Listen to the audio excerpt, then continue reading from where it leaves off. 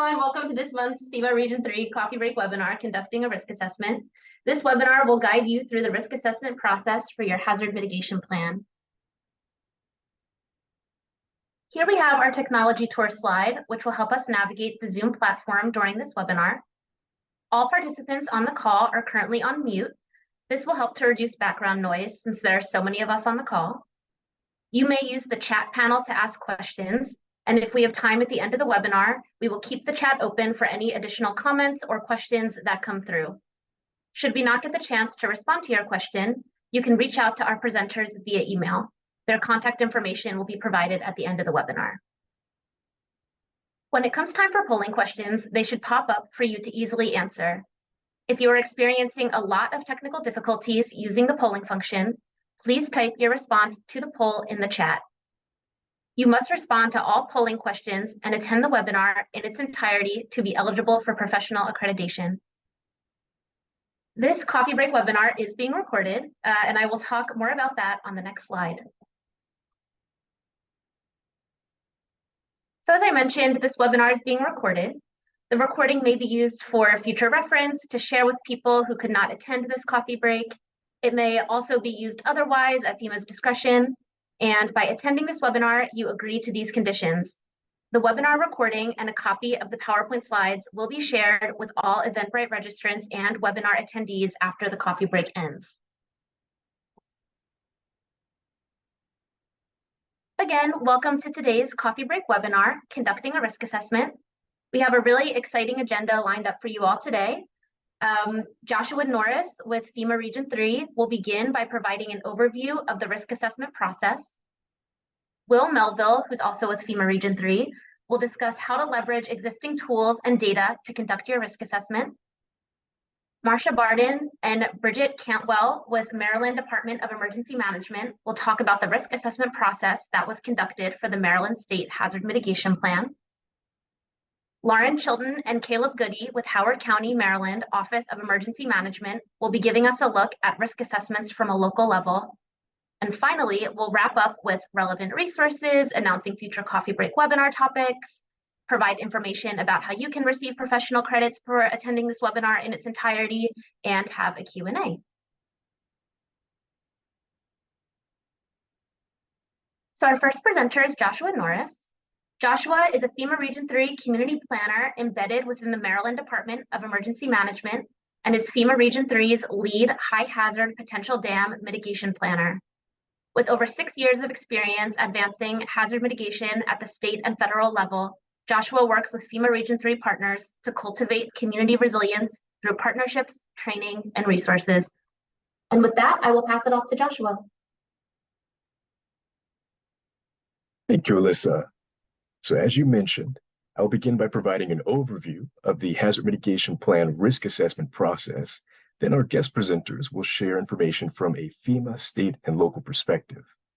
So from a FEMA perspective, a risk assessment is an analysis that considers how at least natural hazards interact with people and assets. Risk assessments are vital because they provide the factual foundation for the identification and development of hazard mitigation solutions. To sufficiently address hazard risks in a mitigation plan, FEMA advises that communities first identify and profile their hazards of concern, then assess and summarize how each hazard is expected to impact vulnerable assets within the planning area.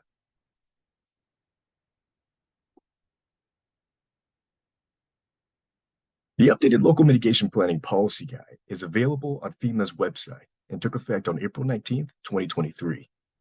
This guide outlines new local mitigation plan requirements that impact risk assessments, such as planning for future conditions like climate change and centering equity in the mitigation plan to ensure an inclusive planning process that benefits the whole community.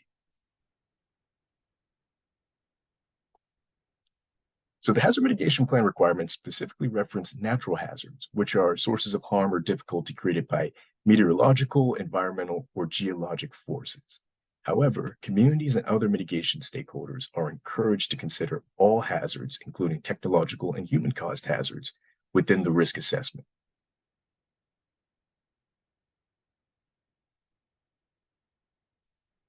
Importantly, profiling hazards is a plan requirement. This includes describing location, extent, previous occurrences, and the probability of future occurrences for at least each natural hazard identified. Keep in mind that the probability of future occurrences must consider changing conditions, including climate change.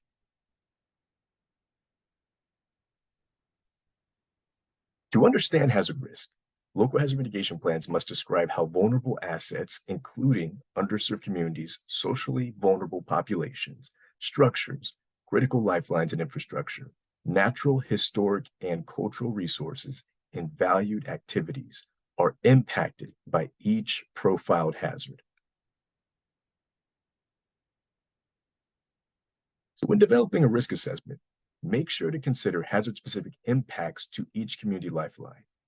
Lifelines are the key services in a community that enable all aspects of society to function. Additionally, to qualify for FEMA Rehabilitation of High Hazard Potential Dams grant funding, local, tribal, and state mitigation plans must address the all dam risk requirements expressed in the updated local and state mitigation planning policy guides. To develop a robust risk assessment that addresses all dam risk, make sure you engage your respective state dam safety agency and local dam owners early on and throughout the planning process. For more information, please refer to the FEMA Region 3 HHPD resource or resources, such as the Local and Tribal Mitigation Planning Tips document, as you see on the screen.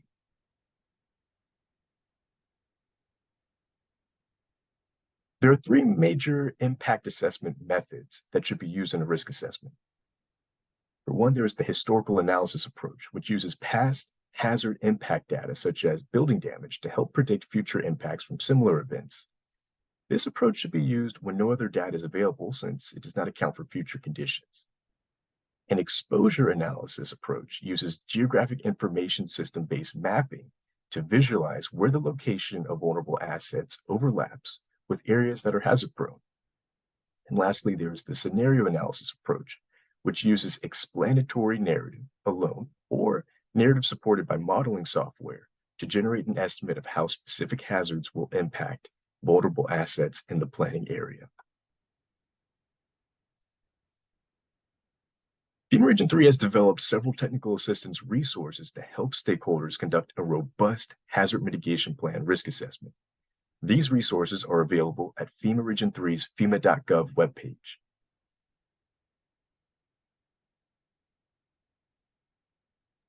Thank you, Joshua. So now we have our first polling question. Please remember that in order to get professional accreditation, you must respond to this poll. So what outcome are you seeking most with an improved risk assessment? Meeting hazard mitigation plan requirements more easily, improved risk communication among the planning team, improved risk communication to an internal audience, maybe to an external audience, and finally, clearly identifiable projects or solutions to the risks that hazards pose. So please just take a minute, respond to this question. Joshua, it looks like so far, most folks are responding E. So that's good to know. Excellent. Thank you, Alyssa. Yeah. While folks continue to respond to that, Joshua, maybe we can introduce Will Melville. Sounds great. Our first guest presenter is Will Melville. Will is the Mitigation Data Section Supervisor for FEMA Region 3's Mitigation Operations Branch. He has over 10 years of experience in GIS and data solutions within emergency management agencies at the state and federal level. Will is Region 3's HAZUS subject matter expert. Good morning, everyone. It's nice to see a lot of familiar names or faces, and happy Thanksgiving. So I want to go over a few tools designed to support mitigation planning, and specifically the risk assessment. Historically, HAZUS, as you're probably aware, was promoted as the go-to. Sometimes, or most times, contractor support was the welcome option. It takes a bit of effort to use HAZUS. From the ArcGIS license to the training and the data requirements, it can be quite a lift, especially if you want good results, because you know the saying, garbage in, garbage out. FEMA is really targeting an equitable approach for its programs. That certainly includes grant delivery, and that's why we have plans is for the grants. To get a FEMA grant, you need a plan, and to find projects and mitigation action, you need a risk assessment. So it sounded like the polls was that's what you're looking for with the polls, is identifying areas where projects will be effective or reduce risk in specific areas, and that's what a risk assessment is all about.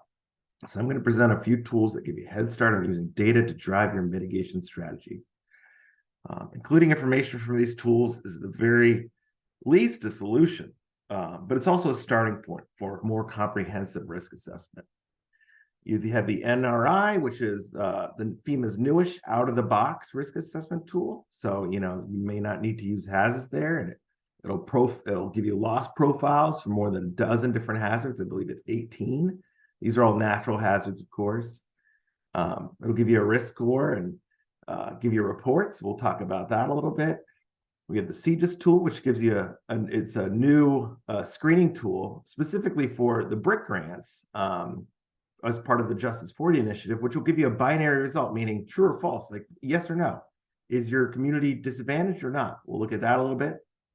Then the almost brand spanking new Community Disaster Resilience Zone, the CEDARs or CDRZs, as we call them. It's a combination of the first two tools I mentioned. We'll look at that.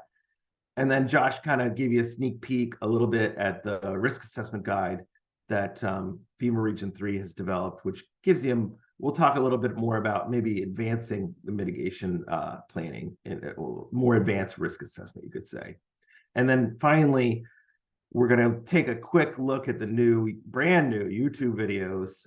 We're not going to watch any videos, sadly, but it's going to take a look at some different GIS methodologies you can take into account when you do maybe perform risk assessment that will show you maybe what climate change might look like, and we'll highlight that as well. So next slide, please. So, risk assessments, you can go from 0 to 60 very quickly. There's a lot of out-of-the-box options now. NRI, the National Risk Index, a basic hazards analysis will get you similar results. Now you can just use the NRI, so there's a cost savings there. So the idea is to really use a more broad stroke approach where you're looking at these bigger blocks or census tracts, and you're identifying, okay, these areas are the highest risk in my county. Well, let me go deeper with more complexity based on either local, state data, which is very dynamic because each of you has very different data sets. And so each one will be kind of tailored for you when you scope it out. But that's something to take into account. We'll talk a little bit about that. But, we would love to see this higher resolution, structure by structure based assessment, even if it's just exposure, not necessarily loss. That's something that will get you closer to getting that grant, get closer to getting that mitigation action. And that's the overall goal, but we're going to talk about some of the easier ways you can get there. So next slide, please. So you want to build a team, right? That's kind of the beginning of all of this, is getting the right people into the right place. And, you want to always look at what you did last time. How are you going to build on that? Who were the key players last time? Who need to be the key players now? So a big thing that people sometimes overlook is just like, who are your data people? Who are your GIS people? Who knows like the layout of your jurisdiction or communities or counties, and can start pulling this data together to start painting that portrait of risk. You have the out-of-the-box tools, but you can go deeper and they can help you. So you want to identify what data you have, what you don't have, maybe come up with a plan for data development that could potentially be funded, or is something as a goal for the next plan. Contain, maybe a rigorous building inventory that would really give you information about all the hazards you have for each property, and at what level. And like that would be a good starting point because you can rank that kind of thing. You can prioritize, you can sort that. So you want to make sure they have the right experience, and whether they need the right training, you need the right licenses for the right software, all that stuff comes into account. And then always make sure you include those voices who, you may not be going to very often in your day-to-day job, but I think when it comes to planning and GIS and data analysis, they might bring a lot to the table that you might not have thought of. So like the GIS person, everyone knows that person. They're always great to bring in. So next slide, please. So I'm going to jump into the National Risk Index. You're probably all pretty aware of this. It made national news a while ago. It has some, it's peer reviewed. It was a ton of different universities, federal agencies, states. A lot of people were part of this development of this tool, the methodology and the modeling that goes into it. So it's something we can actually put our stamp of approval on a bit, but it's not something we don't want to validate. So you're going to want to use this tool with a little bit of validation. So you're going to look, you can go to the county level, you can go to the census tract level, you can build reports, you can copy and paste, import those reports directly in your mitigation plan, but that's kind of the starting point. You want to then do some further analysis of the specific communities and areas that are in your county or state that are identified as higher risk. This tool is great because it takes into account SVI data, so social vulnerability index. It takes into account resilience. Those are two different things. And it'll give you an overall score, taking all those things: how resilient is your community, how vulnerable is your community, and how much risk is in your community. Like that's kind of like what we're going after, right? So it takes those into account, but it also, you're able to download all the data for yourself or for your GIS person, and you can look at just straight risk to the population, to agriculture, like what, down to the finer points. And parsing out each of those components. So that's something where you have a lot of freedom. It has, again, FEMA's pretty much its stamp of approval. So this is going to be your solution for those minimum requirements. Next slide, please. All right, the climate and economic justice screening tool, as I mentioned, it's binary. So is your community disadvantaged or not? And that's based on a number of indicators or 8 categories of burden: climate change, energy. Climate change, of course, is based on some of the NRI data that you just saw: energy, health, housing, legacy pollution, transportation, waste and water management, and workforce development.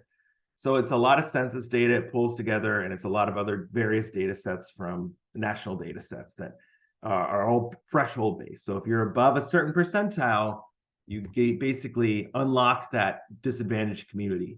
This is useful for Justice 40, for the BRIC, where the BRIC initiative, Justice 40 initiative and the BRIC grant, where 40% of overall benefits should be invested in climate, clean energy, and related to disadvantaged communities, mitigation related to disadvantaged communities. Next slide. And then you have the marriage of those two, where if you have a very high national risk index score, you have a disadvantaged community. When those two things, you can actually see the number of for each state. There's not many. So I don't want to say if you're lucky enough, because it's not true, but if you have one of these in your jurisdiction, you're much more likely to get an award for a grant. So focusing on these areas where you're more competitive or you have more opportunity and you're helping disadvantaged people and you're equitably delivering our program, I think is something, we really aspire to here. And it's something to take note of when you're planning, because you're ultimately trying to do mitigation. And so if you can get easier grant money, have more justification, more data, more evidence to say we need to do work here, the better it is for you. And so having that in the front end of your plan works wonders for later on development of any grant application. Next slide. So we have this cool tool now, this cool tutorial now on YouTube. We're doing a lot more YouTube videos, and it's very GIS specific. So make sure you send this to your GIS analyst, but this will help you identify areas of freeboard. So if you're not aware of what freeboard is, it's the vertical height above base flood elevation. So usually it's using building codes where it's like, I need to build, the county ordinance is that you need to build 1 or 2 or 3 feet above the base flood elevation just to be extra safe, right? But that's helpful in climate change as we get more frequent flooding and more extreme flooding. So this tutorial will allow you to develop, based on FEMA's data that we already have for the floodplains, those 3 feet up and out polygons. So you can actually see where, if we did have a bigger flood and we had a foot more than we normally would for the special flood hazard area or 100-year floodplain, you'd see where that water would go. And that helps you plan for more extreme events that will likely occur in the future. So check this out, send it to your GIS people. It's really neat. Next slide. So to end this, this is the beginning. We showed you some simple tools. There's a few other cool climate tools that FEMA has pushed out as well that might be worth checking out. The CRMA or camera tool climate. Oh, I can forget the acronym, excuse me. There's so many, but those are things worth Googling and checking out that you can incorporate into your plans. But to go to the next level, which is really where I think the end goal is, to get that more comprehensive data-driven decision-making mitigation action, you need to go to that structural level. And there's a lot of complications, and you can see there's a lot of labor hours that come with that. This is a very general estimate of what it really takes to do that full update on your risk assessment and the complexities of putting the points in the right place in that building so you make sure you actually estimate the proper amount of loss. And that's something we can help you with for sure. So we can do some technical assistance in determining what data you have, what are the best opportunities. We can just work with you basically on scoping out how you want to really go all in on your next risk assessment. So with that, I'm going to conclude and thank you, Josh. Excellent. Thank you, Will. So with that, our next presenters are Marcia Barvin and Bridget Cantwell.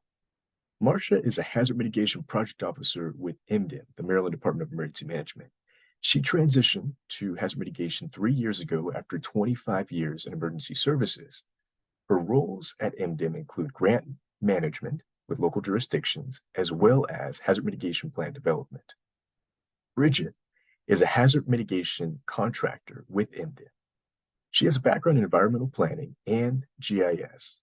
In her current role, she works to review hazard mitigation plans as well as maintain the Maryland State Hazard Mitigation Plan.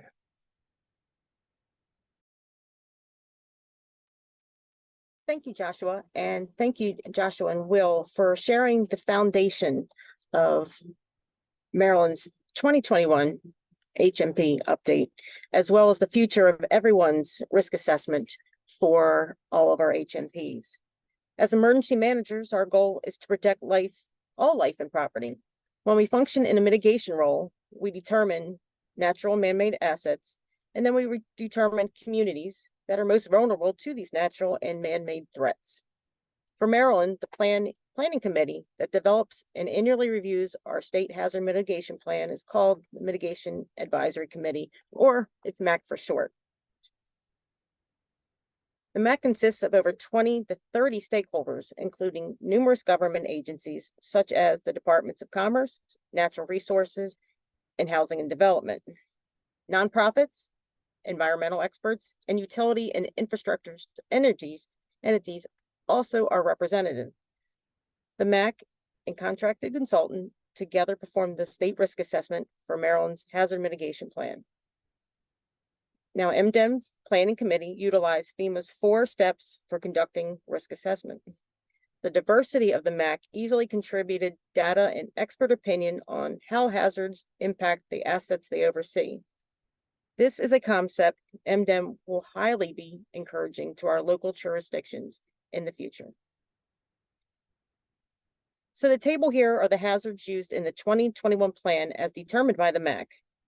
To identify hazards for the 2021 HMP update, the MAC reviewed the hazards in the 2016 plan, any statewide disaster declarations, and any corresponding insured lossage, and finally, they looked at past, present, and future hazard data. Overall, hazards are determined by the planning committee guidance consensus. Now, our update began in the spring of 2020 at the height of COVID. Subsequently, based on MAC opinion and not historical and data considerations, a public health emergency hazard was added. This hazard also includes diseases and biological events as well. So the next step in our risk assessment was identifying state assets. The State Treasurer's Office maintains a property schedule database that includes all state-owned and leased facilities. During the 2016 update, this database was modified to include additional attribute categories consistent with the process of the risk and vulnerability asset assessment. This would become the state asset database. So for the 2021 HMP, the list was updated and state-owned structures older than 1965 were labeled historic and added to this database. As of the 2021 update, there was just over 7,300 state assets in the database. The definition of a critical facility varies throughout emergency management. This is MDEM's definition that you see on the slide. Recognizing the importance of continuity between local and state HMPs, MDEM chose the Jesus definition that states fire departments, hospitals and medical clinics, police stations, emergency operation centers, and schools should be included in the risk assessment as a critical facility. Now, our critical facilities database recognizes over 2,600 facilities statewide. So finally, after identifying Maryland's hazards, assets, and critical facilities, our planning team then collaborated with analysts to complete the risk assessment and determine the risk by location, extent, and probability of future event for each hazard, as well as the location of the affected assets. Good morning, everyone. My name is Bridget Cantwell. Thank you, Joshua, for the introduction, and thank you, Marcia, for setting me up. I wanted to talk a little bit about some of the geospatial elements of the state hazard mitigation plan for Maryland. Mind you that this was a 2021 plan, so some of the finer details of the most current HMP risk analysis details aren't included, but we tried to highlight some of the things that there were continuity with the current policy. So here, we can see in this map that was included there. This is Dorchester County, one of the major counties in Maryland who face significant coastal hazards. We mapped the assets based on databases that were included in HAZIS, as well as the additional vulnerability assets that were included in our critical facilities and as we defined critical facilities in 2021. You can see there's a lot of health facilities near and around the coast, and there's also limited infrastructure or major roadway arterials kind of connecting those communities to those medical facilities. Where assets are located influences the vulnerability of that asset. And you can see the number of coastal hospitals located within areas subject to coastal hazards. This is a great example of the need to identify and locate critical assets so that we can potentially mitigate threats in this region. We know that these hospitals will likely experience storm hazards and as such need adequate power supply in the event of power outages, and potentially even a road would need to be raised to ensure flooding does not impact medical accessibility. Additional demographic information would also influence asset vulnerability. So we could take this map and kind of use some projected growth of this county and kind of do a better achieve a better understanding of how that demographic growth and or change will impact ability to access medical facilities, as well as how that interplays with flooding hazards. Next slide. This is another map of ours from that 2021 plan. In addition to identifying hazard locations, you need to identify where your hazards will occur. This map details the locations of high and significant dams throughout the state of Maryland.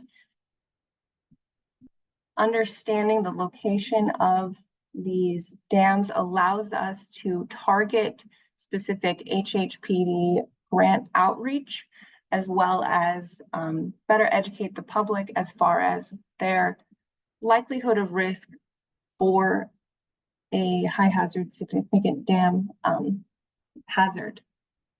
Next slide. And so taking those kind of hazards where they are and where our assets are located, we need to kind of fold that back into a vulnerability assessment.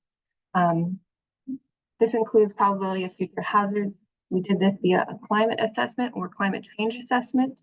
The consequence analysis, how bad will that hazard be? How close are our assets to those hazard locations, and how bad are they going to be anticipated?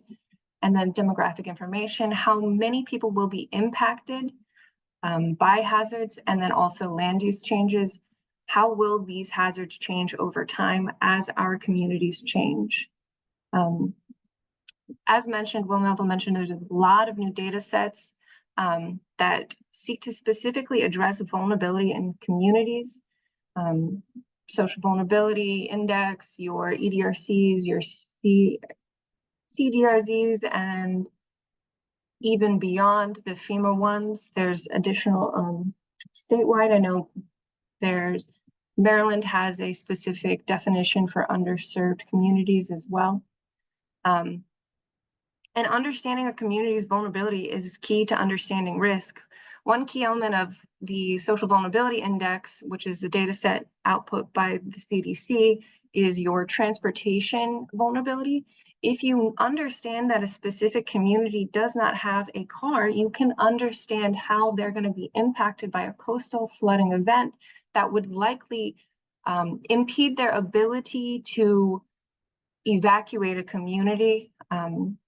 So just bringing it back to some of the coastal hazards that we experience in Maryland. Also, I encourage you to kind of reach out to other planning departments or documents. A lot of planning occurs just baseline. There's so much planning happening, and a lot of it overlaps different intent. So if you're kind of finding yourself stuck, looping your hazard mitigation plan or risk assessment into what are going to be the changes over time, take a look at your master plan or your community master plan or any sort of land use planning. And that will definitely help give you some ideas of what to anticipate in the future. Next slide. And so finally, risk outcomes. How do you quantify the risk outcomes? So in the state hazard mitigation plan, 2021 Maryland State Hazard Mitigation Plan, we use that equation, likelihood times impact equals risk. And so some of the elements that we looked at in this chart, you can kind of see it in the bottom, but population vulnerability, population density, geographic extent of the hazard, hazard events, property damage, crop damage, deaths, injuries, and local plan risk assessment. And that's kind of how we weighted specific coastal hazards by county across the state of Maryland in that 2021 plan. And you can see, obviously, there's areas of more anticipated coastal hazards due to a function of those different variables. And that helps us target, again, the outreach so that we can support those local plans and planning efforts, hopefully get some projects on the ground to mitigate those hazards. But that's it, and thank you. Thank you so much, Bridget and Marcia. I know Marcia had to jump, but yeah, thank you both so much. We have our next polling question here. Again, please respond if you would like professional accreditation. Prior to your next HMP update, would you be interested in more individualized risk assessment technical assistance from your state or FEMA? And if so, what type of assistance best suits your needs? So I'll give folks a couple of minutes to read through the responses, and we'll just take a minute or so.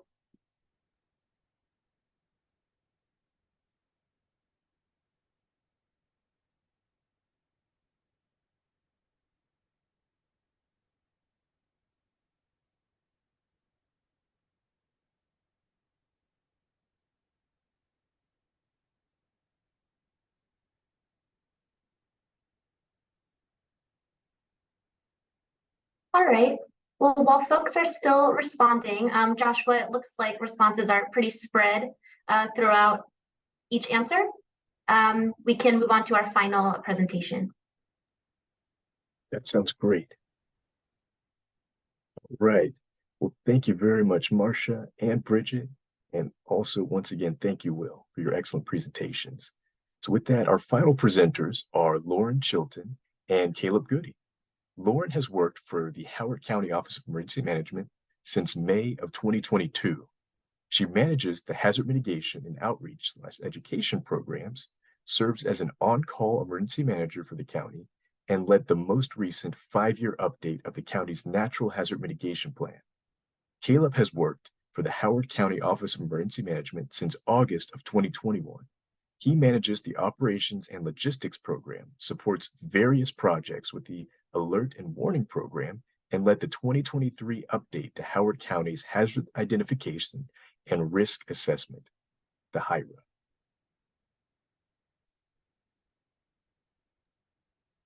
All right. Good afternoon or good morning, everybody, depending on where you're at. So I'm going to talk a little bit about our HIRA process, and then I'll turn it over to Lauren, and she'll talk about the integration of that into the HMP. So here we have the Howard County Risk Tool, and we developed this at the start of our HIRA process. And really the key for us was to ensure that we had both a qualitative and a quantitative approach to hazard assessment. So this tool was developed in conjunction with some academics at local universities who provided us with some insight and then verified it as a valid assessment tool. It does break down risk as a function of likelihood and consequence. And then within consequence, we have some other factors: impact, warning time, and duration. And so after we we go through this process, we're outputted with a risk score for each hazard, and that allows us just a sort of a risk ranking to conduct and analyze our exposure to those hazards. Next slide, please. So here we have both a risk profile and a future likelihood table. So the first is incorporated into our hazard description, and there you can see some of those sort of ranking scores that are created through the HIRA process. And the second, the likelihood table, is then incorporated into the natural hazard mitigation plan, and that just breaks down the historical average of these events, some discussion on whether we expect that to deviate in the future, and then a likelihood score as well. And all of that, those quantitative metrics are then expanded on in the HIRA with sort of a qualitative assessment that accompanies them. Next slide, please. So here we have a consequence analysis table. This breaks down that impact score that's a part of consequence. And within each category, we have the ranking, obviously, but then, again, sort of a qualitative discussion just to ensure that we're combining, both that singular output in the score, but also a commentary and additional detail along with it. Next slide, please. And then this is the risk matrix. So this is output, a compilation of all the hazards that we assess. So we have both for a most likely and a worst case scenario. And you can it provides some insight really visually into where our vulnerabilities are, what hazards we're particularly concerned about, and which have either a lower likelihood or a lower consequence and are going to be less prioritized.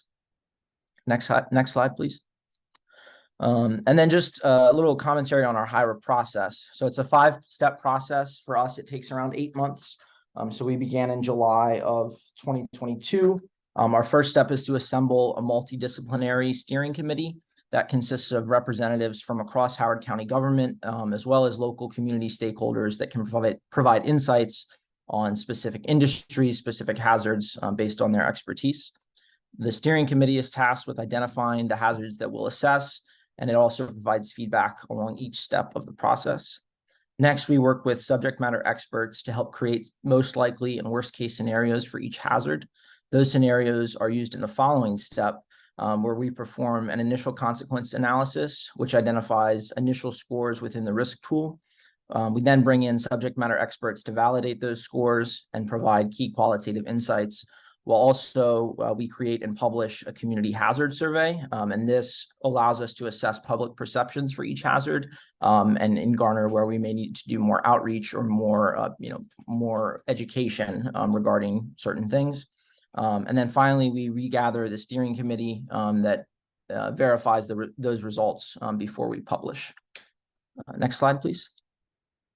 And then lastly, just wanted to highlight some data sources that we use. So the National Climate Data Center, the NCDC, they have a really good storm events database that compiles historical data regarding a lot of natural hazards. And then we utilize the FBI and the DOJ, Department of Justice, heavily, their data records regarding human-caused hazards, things like active assailant and so forth. And then we also relied on some local and state record keeping. Some challenges that we found, particularly with the data and the record keeping, is just ensuring that throughout that 3-year period that we have processes in place that we're managing that data throughout, and not just trying to compile it when we go to do the update. We also have some of those data records that are kept on a state level. Those aren't always broken down by jurisdiction, sometimes broken down regionally, sometimes broken down across the state as a whole. And so, taking those and then extrapolating them down to the local level, that can also be a challenge as well. So if you can go to the next slide, and then I'll turn it over to Lauren. Hello, everyone. Can y'all hear me okay? Yeah, you sound great. Okay, perfect. So just a little background on the hazard or natural hazard mitigation plan process. So while the HIRA is being so we usually start the HIRA and the natural hazard mitigation plan around the same time, but I'm going to be working on other things apart from the risk assessment while the HIRA is being carried out. And so by the time the HIRA is finished, then I'm incorporating that into the hazard mitigation plan. And so that's what I'm going to be talking about today, and some of the kind of tweaks and changes that we had to make to the HIRA in order to make it meet the new requirements. So let's see. So the first way that our natural hazard mitigation plan breaks down our identified hazards is in a chapter where under each hazard, we have the headings that you see here on this slide. So under each hazard, we have the description, location, extent, impacts, vulnerability of county assets, etc. And the reason why we have so many headings is that we really want to make sure that those headings match the requirements for the natural hazard mitigation plan. So that way it's easier for reviewers to see where we discuss those things and how we meet those requirements. And there was some back and forth between us and FEMA and the state on, some kind of fixes we need to make. So at first we didn't have the extent section or the vulnerability of county assets section or the effects of population change and development in hazard prone areas. So a lot of that information was in the plan, but we just needed to put it all together under one heading. So that way it was much easier to find. Let's see. And so also when it comes to meeting the new requirements, so for example, the assets affected that we needed to break down, I did go ahead and break it down into sections for people, sections for structures, systems, etc. under each of the hazards. So that way we could explicitly name populations, communities, buildings, economic systems, communication systems. That way we could have more of a narrative kind of explanation for each of those. And our plans for our next updates are to have more quantitative data. I feel like in this update, we're more qualitative this time.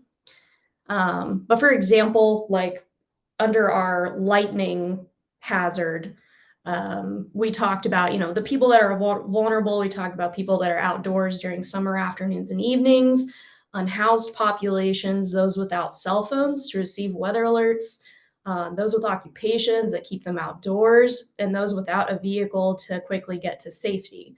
And a lot of this information you can get from FEMA's Resilience Analysis and Planning tool. They're all part of the Community Resilience and Challenges Index. And so you can toggle all of those on and off, and the RAP tool, super easy to use.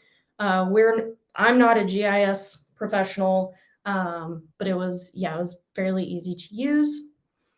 And then under, systems, we put things like, comms towers, like cell phone towers could be affected.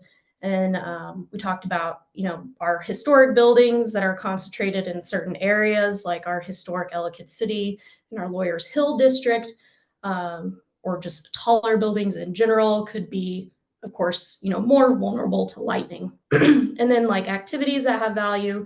We talked about our outdoor events that are held during the summer months. We have a really large outdoor like concert area. And so, like I said, it was very qualitative kind of narration there.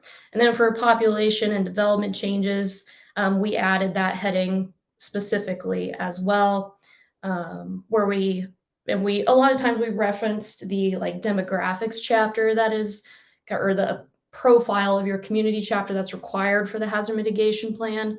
But we made sure to really partner with our Department of Planning and Zoning to get those future development trends and to specifically talk about how those trends can affect hazard prone areas. We also worked a lot with our stormwater management division, part of our Department of Public Works. So they had been executing their flood mitigation plan kind of at the same time as we were doing this plan. So we were able to use their risk assessment, but something we also needed to include this time around to meet new requirements was to include the number of repetitive and severe repetitive loss structures. Next slide, please. So I did want to break down for y'all some things that we want to do next time to make our plan better. And this was something that I was just keeping notes on throughout the entire process of like, oh, I wish I would have known this earlier, could have built more time into the process. So next time we'd really like to break down our vulnerability or our asset vulnerability in tables more than necessarily like the qualitative answers. And that way we have everything all on one table and it's not a really, really long kind of just paragraph after paragraph. And we'd also like to incorporate the CRCI or the Community Resilience Challenges Index earlier in the HIRA process. It was not included in the HIRA process this last time. So we definitely want to make sure that we're really focusing on getting data surrounding our underserved communities earlier in our process.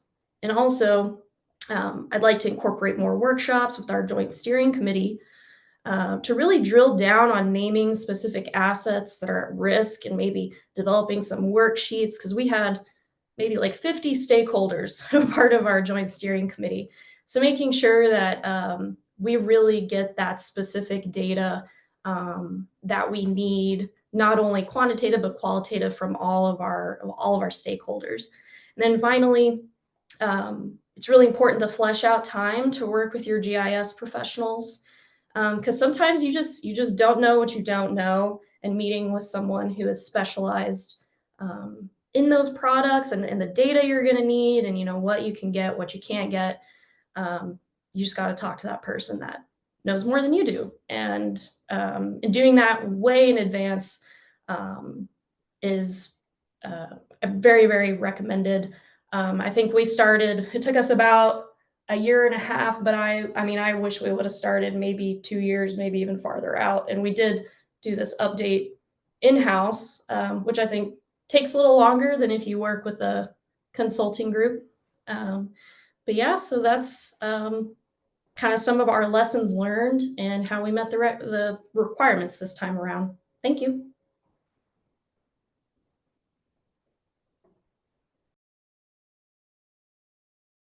Excellent. Well, thank you, Lauren. Thank you, Caleb. At this time, I wanted to highlight that there are a number of resources that you can reference and definitely delve into to help advance the refinement and really the kickoff and development of your risk assessment. So please take a look at each of these resources when you have the chance. With that, I'll turn it over to Alyssa. Thanks so much, Joshua.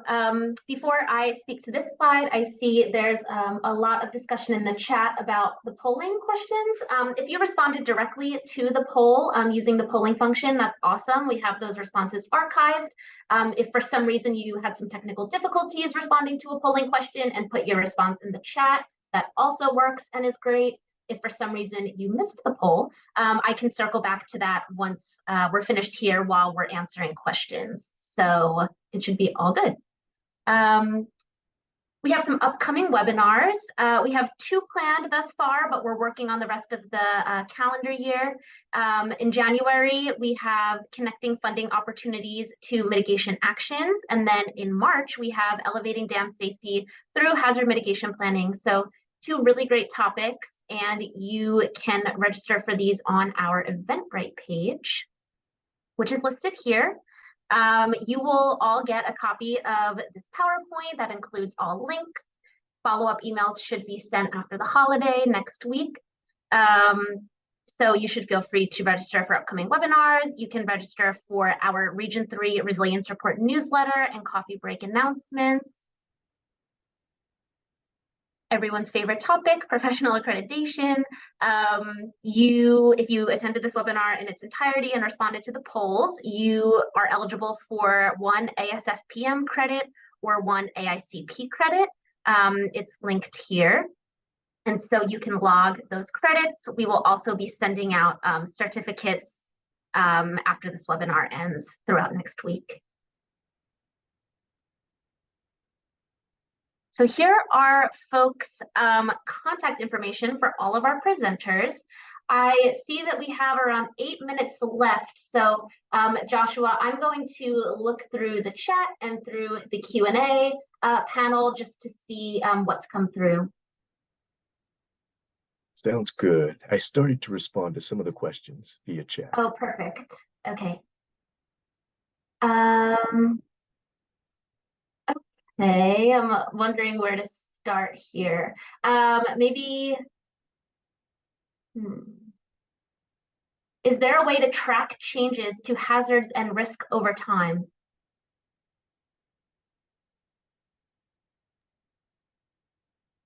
That's a great question. So at a high level, we definitely encourage annual plan reviews or annual meetings to help track the implementation of your plan and any changes to the risk assessment. So depending on what you have delineated in your plan's update process or sort of the maintenance section, you might have a tracker that you can use to record changes to the risk assessment. But it tends to vary based on whether we're talking about a state or a jurisdiction at the local level. I'm definitely interested. Lauren, Caleb, feel free to weigh in from your perspective in Howard County. Yeah, I think so that's not something we currently do. Obviously, we have several iterations of the HIRA and the I'll let Lauren speak to the HMP, but for the HIRA, that's not that sort of evolution is not necessarily something that happens. But I think that's actually a really great idea for us to consider looking forward, just sort of a graph or some sort of documentation that illustrates how our scores have evolved over time as a metric for that. So thank you for whoever provided that idea. It looks like we have another question for Howard County. They asked, how do you validate the quantitative and qualitative data for the unincorporated counties in Howard County by using the risk assessment tool? And what is the metric for data validation?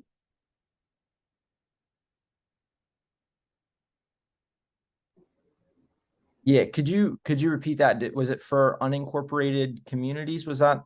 Yeah, sure. The question is, how do you validate the quantitative and qualitative data for the unincorporated communities in Howard County by using the risk assessment tool? And what is the metric for data validation? Yeah, so the validation really is driven by our by the steering committee and by the subject matter experts. So if we and OEM perform an assessment, we then run that through various other entities and get their insights on it, and then it's sort of a culmination of those inputs that serves as the validation, if that makes sense. Yeah, and Awesome. that's, oh, sorry. No, go ahead.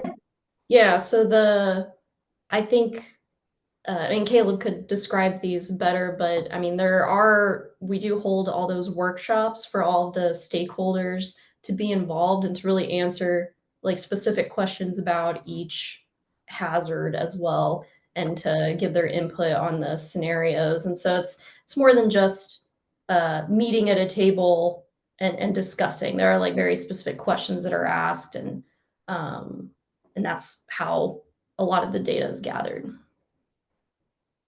Awesome. Thank you. Bridget, this might be a question for you. So what if your state is not nearly this organized with these kinds of tools and resources? Do you have any advice for collecting data in those types of cases? Yeah, there's definitely opportunities. HAZIS is preloaded and it comes with a set of inventory for critical facilities. So that's kind of my big plug. And then the NRI should also have kind of like a basic level of infrastructure and information. I would definitely lean on FEMA, see if you can lean on your region and see if they can support with some data. As for critical facilities, that should be pretty accessible regardless of organization of the state.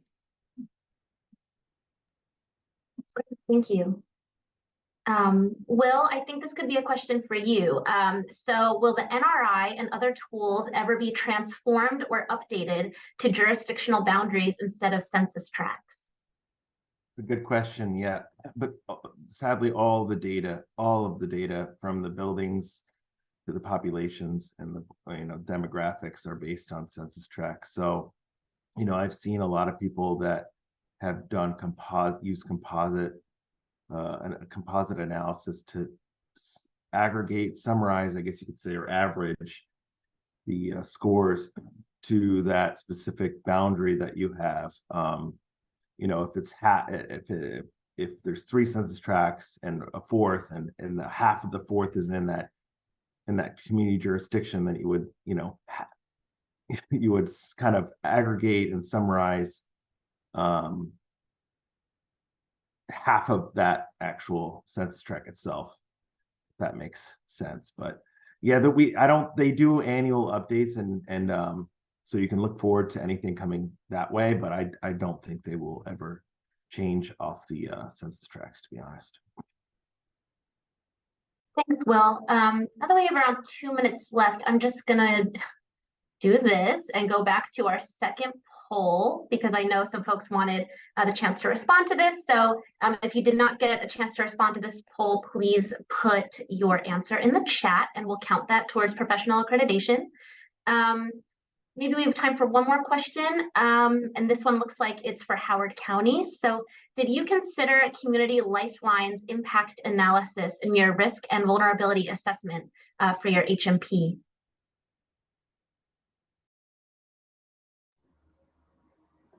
So this time around, we did not break it down into community lifelines. I mean, our consequence analysis tables, I would say, incorporate a lot of that information, but it's not explicitly broken down into community lifelines. But that's something that we're looking at doing in our next updates. We're definitely doing it internally in our office's plans, though.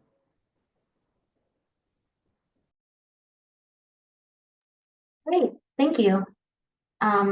It looks like we're at time. Joshua, did you have any closing thoughts? No closing thoughts on my end. Just wanted to say thank you for all of our presenters and for everyone that took time out of their day before the holidays to listen in and to participate. Awesome. Awesome. Thank you so much, everyone. I see a request to go back to the first poll as well, so I'll do that now. But otherwise, thanks so much, everyone, and have a great long weekend and holiday.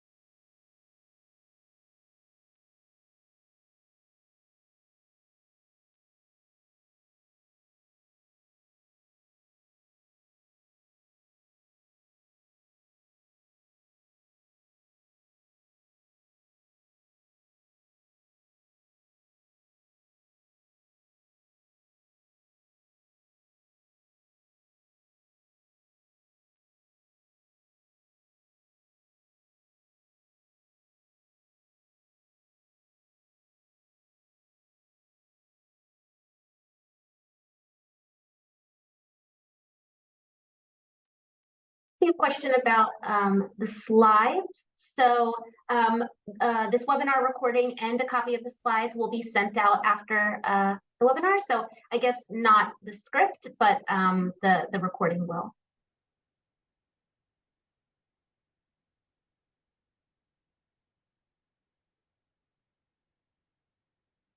It looks like there's a request for technical assistance with future risk assessments. Trina, I believe, is the attendee that asked this question. So Trina, you can feel free to submit a form to FEMA Region 3 requesting technical assistance, and that is included towards the end of this presentation, I think on the last slide.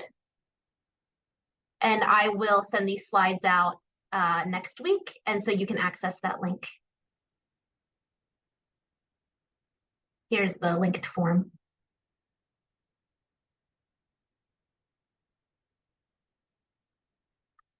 All right, well, thank you so much, everyone.